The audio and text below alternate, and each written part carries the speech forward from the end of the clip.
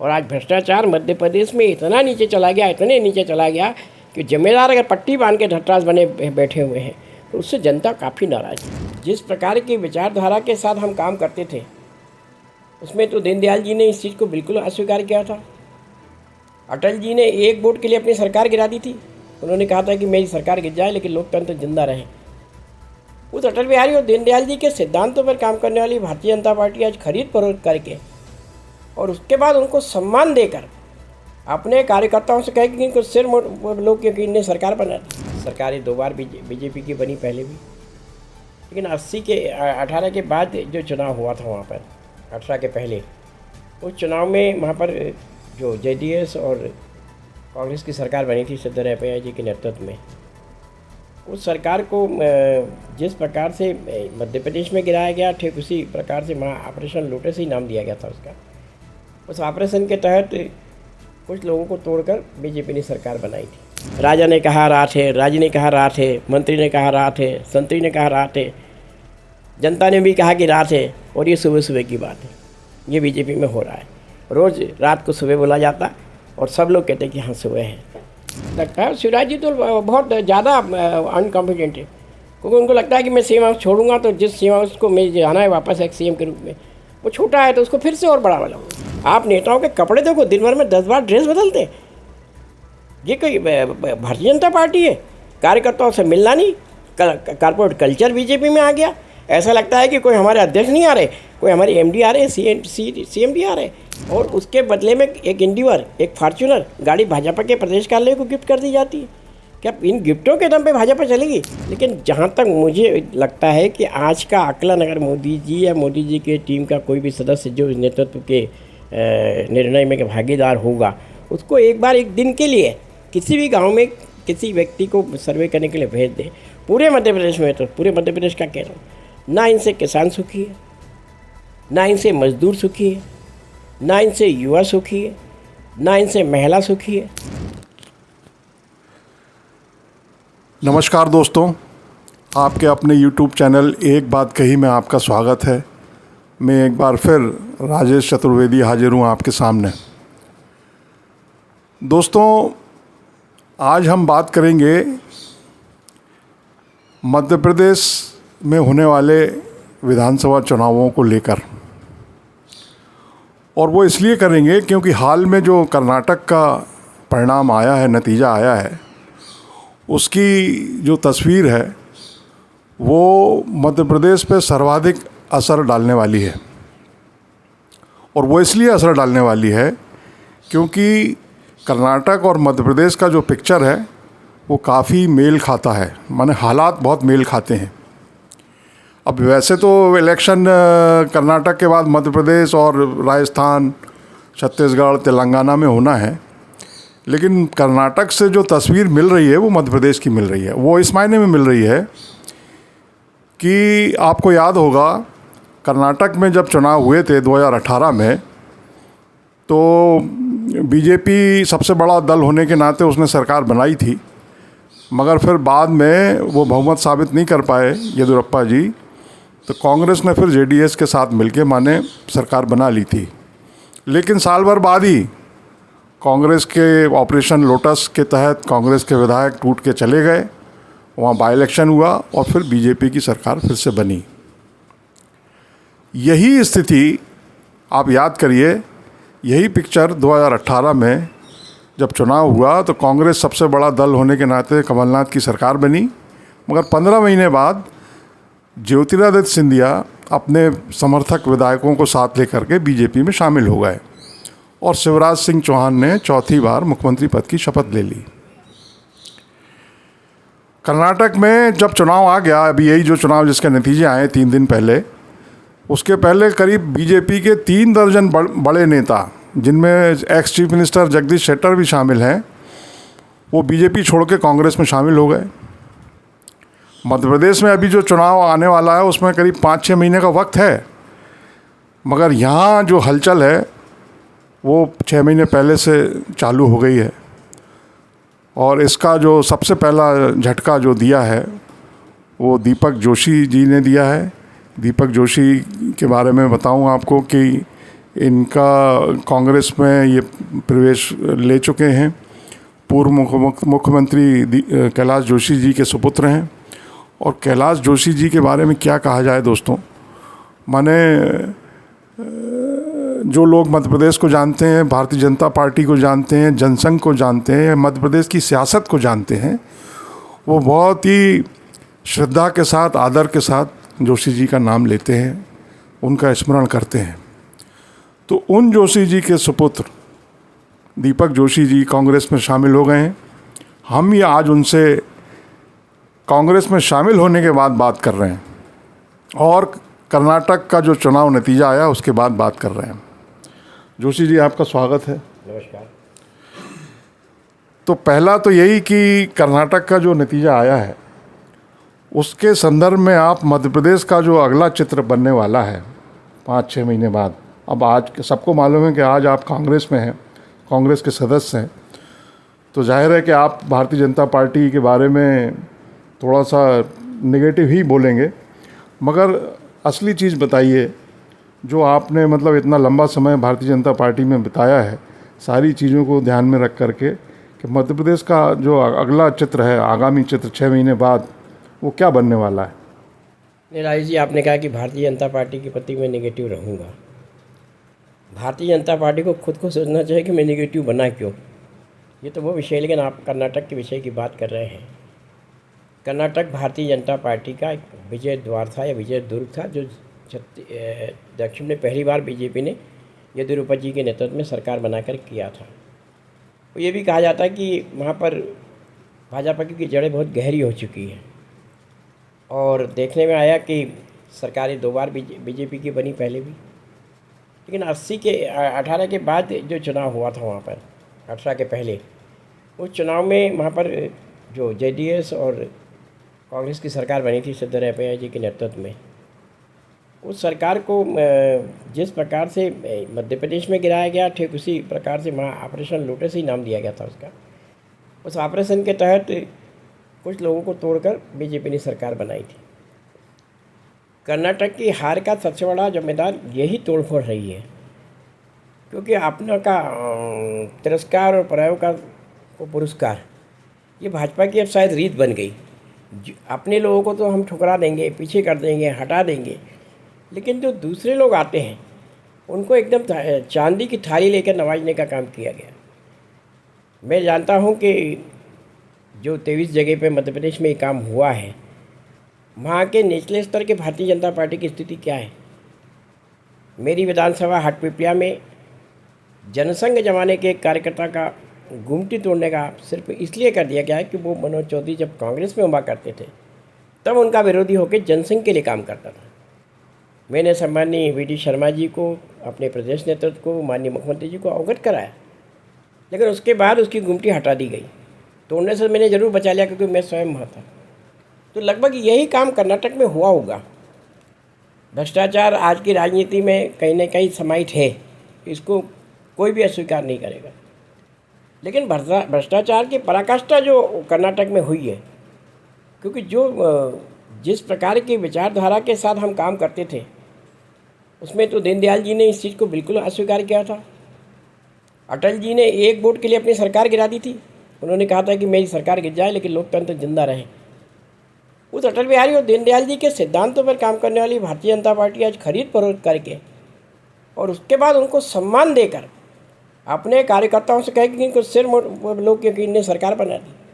अरे सरकार का फ़ायदा शिवराज सिंह चौहान को होगा, उनके मंत्रियों को होगा, क्या मध्य प्रदेश की जनता को हुआ क्या। शिवराज जी आज बहस कर ले मुझसे, मैं तैयार हूँ कि उनके इस मुख्यमंत्री के बाद उन्होंने जनता को क्या फ़ायदा दिया। एक हाथ से स्कीम लेते हैं, दूसरे हाथ से स्कीम वापस ले लेते हैं। आपको याद होगा कि मध्य प्रदेश में 12वीं पास करने के बाद बच्चों को स्मार्टफोन देने की बात की थी, आज वो बंद है। साइकिलें देना बंद है। कहीं न कहीं स्कूलों के उन्नयन बंद है। जो शिक्षकों से वादे किए थे, जिसको लेकर श्रीमंत सिंधिया जी ने कहा था कि मैं सड़क पर आ जाऊँगा, वो काम आज तक नहीं हुआ। तो सरकार बनाने के बाद आप करना क्या चाहते, क्या उस चीज़ के लिए जिसके लिए आपने कोई बहुत बड़ा प्रण लिया था वो पूरा हुआ क्या, वो बता दें मुझे। वो कहते हैं कि फलानी सरकार ने ऐसा किया वैसा किया, लेकिन आपकी सरकार ने क्या किया। 15 महीने की सरकार की तुलना 45 महीने की सरकार से करके वो कहते हैं कि हमने मध्य प्रदेश में कहीं ना कहीं विशिष्ट योगदान, क्या विशेषता आई 3 सालों में। मैं तो ये मानता हूँ कि मध्य प्रदेश में जो योजनाएं लाई जा रही सिर्फ वोटों से प्रेरित होकर अब तो घोषणा है। मैंने देखी, एक तरफ तो हम संघ में जब गाते हैं गान, तो उसमें कहा जाता है कि भूल कर भी जाति और पंथ की बात ना हो। जातियों के हिसाब से मेरे ख्याल से काम हो रहा, बॉर्डर बन रहे। जातियों के बाद मेरे ख्याल से होता उपजाति के लिए वोट बनने लगेंगे। ये तो मध्य प्रदेश में शायद या पूरे देश की राजनीति में मध्य प्रदेश इन मामलों में सर्वांग अग्रणी हो। जहाँ मुख्यमंत्री जाएंगे एक वोट की घोषणा कर जाएंगे, फलाना वोट काम करेगा, ढिमका वो काम करेगा। क्या इनसे जातियों में बांटकर हम क्या मैसेज देना चाहते हैं समाज? अरे समाज की दशा दिशा को संभालो। आप हमारे टेलर समाज के लिए कुछ कर रहे हो, आप हमारे सैन समाज के लिए कुछ कर रहे हो, कल आपने केवट समाज के लिए करा, तो इसके पहले जाट समाज के लोगों की बात की, ब्राह्मण समाज के लोगों। सामाजिक रूप से बांट कर क्या संदेश देना चाहते हो मध्य प्रदेश को? आप उनके वोट बनाकर क्या उनको वाकई में अलग अलग करना चाहते हो, या मध्य प्रदेश को एक सही दिशा में ले जाने के लिए कोई काम करना चाहते हो? सब लोग भारत माता की जय कहते हैं, जय श्री राम कहते हैं, तो उसी पे चलो ना। आप क्यों अलग अलग भगवानों में, अलग अलग समाजों में देश को बांटने का प्रयास कर रहे हो? तो मुझे लगता है कि भाजपा इस समय बहुत, जैसे कहते हैं, इनकॉन्फिडेंट है, और कहीं न कहीं मुझे लगता है उन्होंने हार स्वीकार कर ली। मुझे लगता है कि मुझे बहुत से कार्यकर्ताओं के फ़ोन आए कि चलिए आपका आना शगुन के तौर पे हुआ, शगुन के तौर पे हुआ। मैं तो एक खिलाड़ी के रूप में अपनी भावना व्यक्त कर सकता हूँ कि मैं कांग्रेस में आया और आते ही पहली बार पर भगवान ने मौका दिया और ये कांग्रेस पार्टी ने छक्का जड़ दिया। तो ये छक्का कहीं न कहीं शुभ होगा, और निश्चित रूप से राहुल गांधी जी की पदयात्रा का बहुत बड़ा रोल रहा।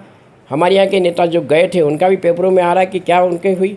लेकिन मोदी जी जैसे प्रधानमंत्री जिनको देश स्वीकार करता है, हम सब लोग स्वीकार करते हैं, उन्होंने जिस प्रकार से धर्म का उपयोग किया, खास करके बजरंगबली के नाम का, मुझे लगता है कि वो नाम भी कहीं न कहीं ज़रूरत से ज़्यादा जनता के बीच डालने का प्रयास किया गया। देश हमारा आज भी वसुधैव कुटुंबकम, सर्वे भवन्तु सुखिनः सर्वे सन्तु निरामय पे चलने वाला देश है, चलेगा आगे भी। लेकिन इसको बांटने का प्रयास जिस प्रकार से किया जा रहा है वो निश्चित रूप से वो है। और मध्य प्रदेश जैसे कर्नाटक के चुनाव में बहुत बड़ा जो नारा था कांग्रेस का, वो था भ्रष्टाचार। और आज भ्रष्टाचार मध्य प्रदेश में इतना नीचे चला गया, इतने नीचे चला गया कि जिम्मेदार अगर पट्टी बांध के ढटराज बने बैठे हुए हैं, तो उससे जनता काफ़ी नाराज़ है। आप राजस्व विभाग में चले जाइए, मैं तो ये कह सकता हूँ कि अस्पताल में दवाई की कीमत, सड़क पर गाड़ी चलाने की कीमत, आप जहाँ जाएंगे वहाँ आपको पैसा देना पड़ेगा, बिना पैसे दिए लेके। रेवेन्यू में इतना भारी हेराफेरी हो रही है। मैं एक स्टे, मेरे क्षेत्र में एक व्यक्ति के पास हाईकोर्ट का स्टे, उसको अवगत करा दिया कि स्टे है ये, लेकिन तहसीलदार और टीआई ने 50-50 हज़ार रुपये लेके उसकी कब्जे पे ज़मीन बलात्कार रूप से कब्जा दिलाया। कलेक्टर देवास का कहना भी नहीं माना। आज की तारीख में पैसा बड़ा हो गया, प्रशासनिक व्यवस्था लगभग चरमरा गई। जैसे देवास में एक हुआ कि कलेक्टर का कहना नहीं माना उसने, तहसीलदार ने और टीआई ने, और वहाँ पर उसको बलात्कार कब्जा दिलाया। तो जो मध्य प्रदेश की कानून व्यवस्था है वो भी कहीं ना कहीं आज टूटी हुई है।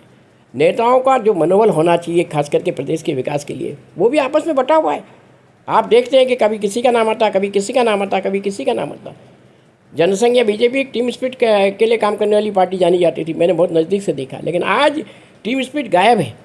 आज सिर्फ अपनी स्पिरिट के दम पर कैसे हम इस सत्ता का दोहन कर सकते हैं अधिकतम, इसका कहीं नहीं लगता है। शिवराज जी तो बहुत ज़्यादा अनकॉन्फिडेंट है, क्योंकि उनको लगता है कि मैं सीएम हाउस छोड़ूंगा तो जिस सीएम हाउस को मैं जाना है वापस एक सीएम के रूप में, वो छोटा है तो उसको फिर से और बड़ा वाला इसको बड़ा वाला। नहीं, एक सवाल ये आता है जो आपने बोला, उससे एक सवाल ये पैदा होता है कि अगर शिवराज जी इनकॉम्पिटेंट होते तो 2014 में प्रधानमंत्री मोदी बन गए, और 14 के बाद उन्होंने कई राज्यों के मुख्यमंत्रियों को बदला है, मगर शिवराज शायद अकेले शख्स हैं जिन पर मोदी ने पूरा विश्वास किया है। अगर वो उनका कामकाज ठीक नहीं होता तो मोदी बदल नहीं देते उनको? नहीं, 14 के बाद तो आपको याद होगा छत्तीसगढ़ में रमन सिंह जी रहे, लगातार 15 साल उन्होंने शासन किया। और भी कुछ उदाहरण है। ये बदलना नहीं बदलना मैं नहीं जानता, मोदी जी के संदर्भ में उनको साथ लेके चलते रहे। लेकिन जहाँ तक मुझे लगता है कि आज का आकलन अगर मोदी जी या मोदी जी के टीम का कोई भी सदस्य जो नेतृत्व के निर्णय में भागीदार होगा, उसको एक बार एक दिन के लिए किसी भी गांव में किसी व्यक्ति को सर्वे करने के लिए भेज दें। पूरे मध्य प्रदेश में, तो पूरे मध्य प्रदेश का कह रहा हूँ, ना इनसे किसान सुखी है, ना इनसे मजदूर सुखी है, ना इनसे युवा सुखी है, ना इनसे महिला सुखी है। और तो और मैं ये कह रहा हूँ कि आज की तारीख में जो हमारे जिसको कहा जा सकता है कि जीव के रूप में काम करने वाले वो प्राणी भी जो मूक दर्शक है। क्योंकि आज मध्य प्रदेश में आप हालत देखें, कमलनाथ जी के टाइम पे लगभग 1112 गौशालाएँ बनी थी, वो सब गौशालाएँ खाली है।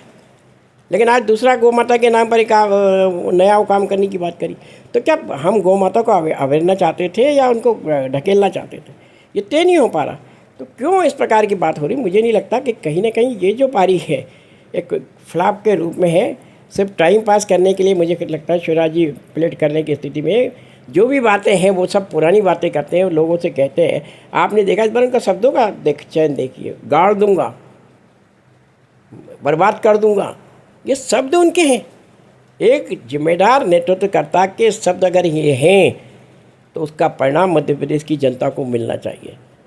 लेकिन मध्य प्रदेश की जनता को ना बर्बाद करने वाला कोई परिणाम मिला, ना गाड़ देने वाला परिणाम मिला। आज मध्य प्रदेश भ्रष्टाचार की पराकाष्ठा के साथ जो कानून व्यवस्था के साथ साथ पूरी प्रशासनिक व्यवस्था ध्वस्त है। जिम्मेदार जो अच्छे अधिकारी कर्मचारी हैं वो आज कहीं ना कहीं बहुत बुरी तरीके से सरकार के इसमें त्रस्त है। आपने देखा होगा दोनों पड़ोसी राज्यों में आपने देखा होगा पुरानी पेंशन बहाल कर दी गई, लेकिन मध्य प्रदेश में पुरानी पेंशन बहाल नहीं की गई।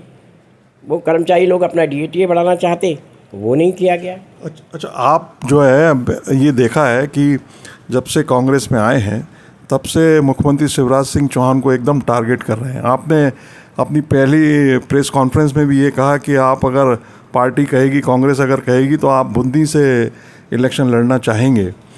तो ऐसा क्यों है? माने उनको ही पूरी इतनी बड़ी पार्टी है भारतीय जनता पार्टी, मध्य प्रदेश में उसके करोड़ों सदस्य हो गए हैं, सिर्फ एक आदमी को क्यों लक्ष्य लेके चल रहे हैं आप? देखिए, सेनापति से ही मुकाबला करना ज़्यादा अच्छा है। और मैं तो ये भी नहीं मानता हूँ कि कहीं वो एक योग्य सेनापति हैं। मैं शुरू से कहता आया हूँ कि वो कहीं न कहीं उस स्थिति के लिए जो उन्होंने अपने आभा मंडल को एक ब्रांडिंग की तरह पेश किया, उसमें वो कमज़ोर है। आप अच्छा, उन्होंने मामा अपना उपयोग किया, उस मामा के नाते हमारे यहाँ तो सनातन संस्कृति में मामा मतलब माँ और माँ के साथ एक और माँ, दो माँ का फ़र्ज एक मामा, दो बार माँ बोलो तो माँ बोलो, मामा बन जाता है। दो माँ का फ़र्ज अदा करने की मामा की जिम्मेदारी है। मामा ने ऐसा कौन सा काम किया जिससे मध्य प्रदेश के युवाओं को, शिक्षा को, मतलब अपने बच्चों को कोई अनोखी चीज़ मिल गई हो? योजनाओं के नाम पर जो एक बनाया गया कि हम बच्चों को लैपटॉप दे देंगे, हम बच्चों को ये दे देंगे, हम बच्चों को वो दे देंगे। लेकिन आज स्कूल की दशा दिशा क्या है? मैं शुरू से कहता आया था कि हम प्राथमिक विद्यालयों को पहले ठीक करें, ना कि भोपाल के कुछ चुनिंदा स्कूलों को हम गेट बना दें, रंग रुगाई कर दें और पेश कर दें। आज उन्होंने CM राइजिंग स्कूल खोला, कितने, जितने हमारे यहाँ विधानसभा है, हर विधानसभा में एक CM राइजिंग स्कूल होगा। क्या ये बच्चों में भेदभाव करने की प्रणाली नहीं की? आप सारे स्कूलों को CM राइजिंग बनाते, क्या बनाने में आपको दिक्कत थी? क्या दूसरे गांव का आदमी कम पढ़ा लिखा है या उसको CM राइजिंग स्कूल में भर्ती करने का हक नहीं? दूसरा, आपने जो व्यवस्था CM राइजिंग स्कूल के नाम पे दी वो कतई ठीक नहीं है। क्योंकि आपने जो इस प्रकार से एक योग्यता बच्चों में एक जो भावनाएं ग्रसित कर दी कि CM राइजिंग स्कूल का बच्चा बड़ा है और शासकीय स्कूल का बच्चा छोटा है। आपको शासकीय स्कूलों को व्यवस्था को ठीक करना था, लेकिन आपने अपने नाम को आगे बढ़ाने के लिए कि मेरा नाम होगा और उससे राइजिंग स्कूल होगा, राइजिंग स्कूल से राइज करेगा मध्य प्रदेश, तो ये ठीक नहीं है। आपको घोषणा करनी थी कि हम इतने सालों में सभी स्कूल को CM राइजिंग कर देंगे या CM राइजिंग की टच पे कर देंगे। नहीं तो वो तो कह रहे हैं कि वो ले आए, इस बार लाडली बहना स्कीम ले आए जिसमें 1200 रुपये महीने देंगे सारी बहनों को। आप मामा की बात कर रहे थे अभी, 1200 रुपये महीने देंगे, 12,000 करोड़ रुपए साल का देंगे और 5 साल के लिए 60,000 करोड़ रुपए देंगे। तो वो कह रहे हैं कि भाई गेम चेंजर साबित होगी, ये कहा जा रहा है। कह रहे हैं फिर से सरकार बन जाएगी। उन्होंने घोषणा जरूर की और घोषणा के साथ उसमें जो क्लास जोड़े हैं कि उनके घर ट्रैक्टर नहीं होना चाहिए, उनके घर पे कोई 4 पहिए की गाड़ी नहीं होना चाहिए, उनके पास 5 एकड़ से ज़्यादा ज़मीन संयुक्त रूप से नहीं होना चाहिए, अकेले के नाम से नहीं, संयुक्त रूप से नहीं होना चाहिए, उनके घर में कोई शासकीय नौकरी करने वाला नहीं होना चाहिए। तो महज मुश्किल से 22-23% इस पर हमारी महिलाएं आ रही हैं, तो पूरी महिलाएं तो छूट गई। दूसरी, योजना को इतना टफ बना दिया, इतना टफ बना दिया कि लोग कह रहे हैं कि कैसी कैसी भीड़ें लगी है। महिलाओं को अपनी चप्पल छोड़ के जाना पड़ा, सुबह से लेकर शाम तक लाइन में लगी रही और आज भी शायद उनका वो वैधानिक प्रक्रिया वो पूरी नहीं हो पाई। तो क्यों ऐसी जटिल योजना बनाते हो? दूसरा, आपको सब पता है राजेश जी, मध्य प्रदेश में हम क्या कहते हैं कि हमने पारदर्शी योजना बना दी। प्रधानमंत्री आवास का पैसा सीधा किसान के हितग्राही के हाथ में जाएगा, लेकिन हितग्राही के हाथ में पहुंचने के पहले उसको क्या देना पड़ता है, किसको देना पड़ता है, आप पता कर लेना। एक हितग्राही से ही पूछ लेना कि क्या होता है। अरे और तो और 600 रुपये की पेंशन, विधवा पेंशन जो है, उसके लिए हमारी मर्द महिलाएं जो हमारी माँ समान होती है, हमारी बुआ समान होती है, मौसी समान होती है, वो लाइन में लगती है दिन भर। और लाइन में लगने के बाद पता चलता है कि उसके पैसे निकल गए, या जब जैसे ही पैसा निकलता है तो मेरे ख्याल से ज़्यादातर लोगों के ATM बनवा दिए गए। ATM से जो निकालता है वो आधा पैसे अपने पास रखता है, आधा पैसा उसको देता है। तो योजनाओं का भी जो एक भ्रष्टाचारीकरण किया गया सिर्फ डिजिटल के नाम पे, वो सबसे ज़्यादा मध्य प्रदेश में किया गया है। इसका मैंने उदाहरण पेश किया मेरी विधानसभा बागली में, जो जोशी जी का श्रद्धा का केंद्र है, जोशी जी का कर्म का केंद्र है, उस पर 3 नगर पालिकाओं में 17.5 करोड़ रुपए निकल गए प्रधानमंत्री आवास के नाम पे। शिवराज जी और वीडी शर्मा को बताने के बाद आज तक वो ढक के 3 पाते सिर्फ लोकायुक्त में केस दर्ज हुआ। जब मोदी जी के नाम पे लेटर निकला कि मोदी जी तक ये लेटर पहुंचेगा तो हो सकता है कि दिक्कत में हो जाए, तो इसलिए लोकायुक्त में दर्ज कर दो। और उसके बदले में एक इंडिवर, एक फॉर्च्यूनर गाड़ी भाजपा के प्रदेश कार्यालय को गिफ्ट कर दी जाती है। क्या इन गिफ्टों के दम पे भाजपा चलेगी? नहीं तो हमने हमारे घर पे नहीं देखा, हमने प्यारेलाल खंडेलवाल को देखा, हमने कुशवाहा ठाकरे को देखा, हमने सुंदरलाल पटवा को देखा, नारायण प्रसाद गुप्ता जी को देखा, असंख्य कार्यकर्ताओं को देखा जिन्होंने अपनी ज़िंदगी को गला के भारतीय जनता पार्टी को बनाया। क्या उनके आदर्श पे चल रही है पार्टी, इंडिविजुअल और फॉर्च्यूनर पे? आप नेताओं के कपड़े देखो, दिन भर में 10 बार ड्रेस बदलते। ये कोई भारतीय जनता पार्टी है? कार्यकर्ताओं से मिलना नहीं, कॉर्पोरेट कल्चर बीजेपी में आ गया। ऐसा लगता है कि कोई हमारे अध्यक्ष नहीं आ रहे, कोई हमारे MD आ रहे, CMD आ रहे, एकदम तड़तड़ाती उनकी स्पीड ड्रेस। प्यारेलाल खंडेलवाल को मैं जानता हूँ, जब अंतिम अवस्था में भी थे तब जैसे जाते थे, क्यों जी दीपक जी के बाद पूछते थे फलाने के क्या हाल है, वो फलाने का बेटा कैसा हो गया तो उसका क्या हाल है, फलाने का क्या हाल है। अरे वो भी तो केंद्र में सत्तारूढ़ पार्टी के महामंत्री थे, लेकिन उनको सबके हाल पूछने का टाइम है। इन लोगों को वो पूछने का टाइम नहीं है कि हम तो रणनीति बनाते। और IG में कहता ना कि जैसे पुरानी गाड़ियों में हम लोग जब चलाते थे तो अगर पेट्रोल ज़्यादा हो जाता तो भी गाड़ी स्टार्ट नहीं होती। तो भारतीय जनता पार्टी में लगता पेट्रोल ज़्यादा हो गया और अभी स्टार्ट होने वाली नहीं है। नहीं तो अगले विधानसभा में सवाल वही है फिर से कि अगले विधानसभा चुनाव में आप क्या सीन देखते हैं? भारतीय जनता पार्टी की स्थिति क्या होने वाली है मध्य प्रदेश में? कर्नाटक में भी 200 पार बोला था, 226 में से कहाँ आ गए?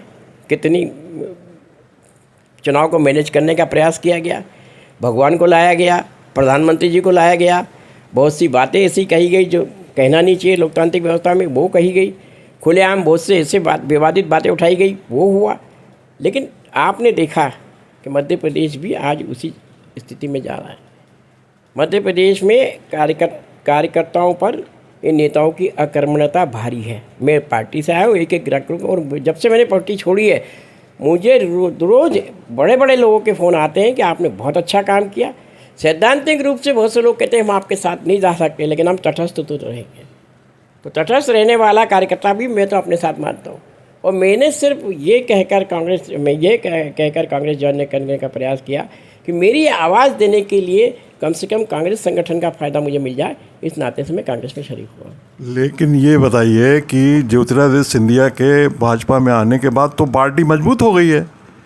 माने आप ये देखिए कि 2018 का चुनाव आप हार जाते हैं और जिस कांग्रेस कैंडिडेट से आप हारते हैं वो व्यक्ति जो है 15 महीने बाद बीजेपी में आ जाता है और ऑब्वियसली टिकट पार्टी जो है उनको देती है, वो फिर चुनाव जीत जाते हैं। तो सिंधिया के आने से तो बीजेपी मजबूत हुई है। अब अगर ये वाला चुनाव में सिंधिया के उपस्थिति में जो है आपकी स्थिति मजबूत होती, पार्टी की स्थिति मजबूत होती। राजेश जी, अगर पार्टी संगठन वाकई में अपने आप में आत्मचिंतन करता, आपने कहा कि चलिए हमारे साथ 23 लोग कांग्रेस छोड़ के आए थे, मैं भी हारा, उसको वापस टिकट दिया गया, लेकिन जहाँ 9 जगह पार्टी है, अगर उसके जिम्मेदार कौन? उसका जिम्मेदार तो कोई ना कोई होगा ना। उस जिम्मेदार को आपने रोका। आज पार्टी आत्ममंथन नहीं करती, अपनी फीट खुद अपने हाथ से थपथपाती है, एक दूसरे के हाथ से थपा लेते, वाह वाह वाह कर लेते।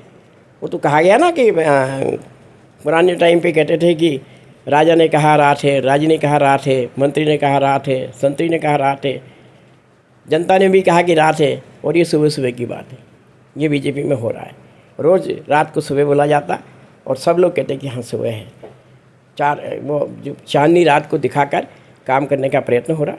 मैं अपनी हार के लिए मैं स्वयं को जिम्मेदार मानता, मैंने कभी कोई शिकवा शिकायत नहीं की, ना मैंने मनोज चौधरी के आने के बाद, मेरे सामने जो लड़े थे उनके आने के बाद मैंने कुछ बोला। लेकिन काम की दशा दिशा भी तो तय होना चाहिए ना। क्या अब वो कांग्रेस पैटर्न पे काम करेंगे, उससे स्वीकार कर लेंगे? आप कह रहे हो तो ठीक है, अगर आपने स्वीकार कर लिया तो मैंने कांग्रेस को स्वीकार कर लिया, उन्होंने कांग्रेस पैटर्न को स्वीकार किया, मैंने कांग्रेस को स्वीकार कर लिया। ये मैं उनको दावा करता हूँ कि चलिए आप 23 जिलों के कार्यकर्ताओं की एक सम्मेलन बुला लीजिए कि जिन्होंने ईमानदारी से उस चीज़ को स्वीकार किया, उस प्रत्याशी को स्वीकार किया। सिर्फ ठोक देना, भारतीय जनता पार्टी का कार्यकर्ता था जो भारतीय जनता पार्टी के अनुशासन के दायरे में काम कर रहा था, लेकिन मुझे लगा कि इन सब की आवाज़ मुझे उठाना चाहिए। मैंने इन सब की आवाज़, और ख़ास करके मेरे पिताजी की बात को, क्योंकि पिताजी की विरासत मेरे पास है। विश्व में मेरे ख्याल से बहुत कम लोगों के पास वो विरासत होगी दुनिया में। शायद राजनीति में आने के बाद संत सिर्फ मेरे पिताजी को उपाधि मिली संत की, मुझे पता है। उस विरासत में मेरे के साथ खिलवाड़ हो रहा है। जोशी जी के नाम को लेकर सीएम साहब चिढ़ रहे हैं कि नहीं, जोशी जी का नाम भोपाल में नहीं हो सकता, बीडी शर्मा तैयार नहीं। तो क्या ऐसी स्थिति में पुत्र को क्या करना चाहिए? मैं यहाँ आया, मैंने कमलनाथ जी को बताई कि साहब ऐसी बात है, आपने जो ज़मीन दिया था कि स्मारक नहीं बना, आपने खुद ने बोला था कि उस दिन कि ज़मीन भी देंगे स्मारक भी बनाएंगे। आज ज़मीन तो बन गई लेकिन स्मारक नहीं बना, तो कमलनाथ जी का स्मारक हम बनाएंगे। बिल्कुल, बीजेपी में बहुत से लोग चाहते नहीं, सैकड़ों हजारों, मैं तो कह रहा हूँ बहुत बड़ी संख्या, बहुत बड़ी तादाद है। मुझे तो डेली फ़ोन आते, शिवराज जी पास तंत्र है, फ़ोन मिला के देख लेना कि किन किन के फ़ोन पर मेरी बातचीत हुई है।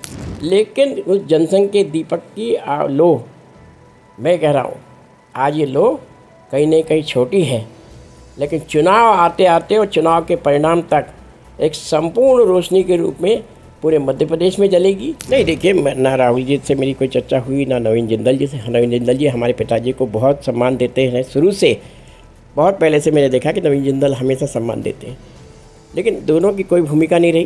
तो भारतीय जनता पार्टी जिस चीज़ों के लिए बनी, एक तरफ हम कहते हैं कि हम दीनदयाल जी और अटल जी को मानते हैं। अटल जी ने तो 1 वोट के लिए सरकार गिराना मंजूर कर ली, लेकिन यहाँ 15 वोट के लिए, 16 वोट के लिए खरीदारी हुई है।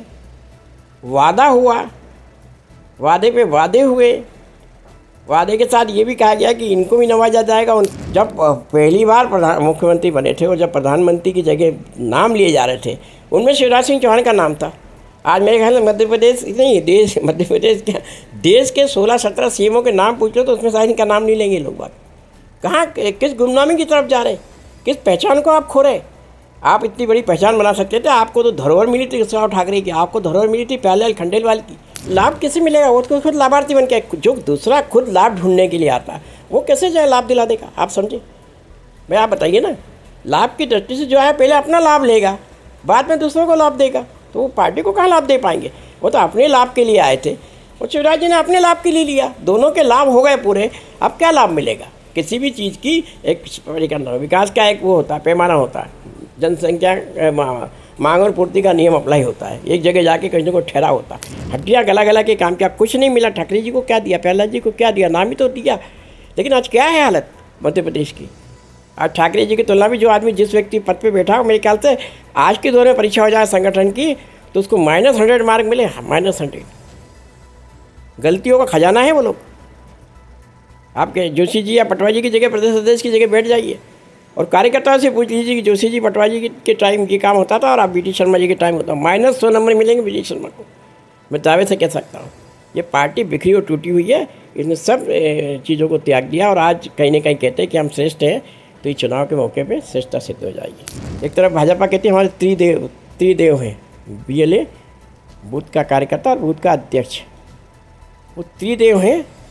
और मेरे ख्याल से आने वाले कल में जब परिणाम आएगा तो त्रिदेव को तो लोग भूल जाएंगे, लेकिन त्रिदैत्य मैं साफ रूप से कह सकता हूँ, ये त्रिदैत्य आज बीजेपी को अंदर से खोखला कर रहे हैं।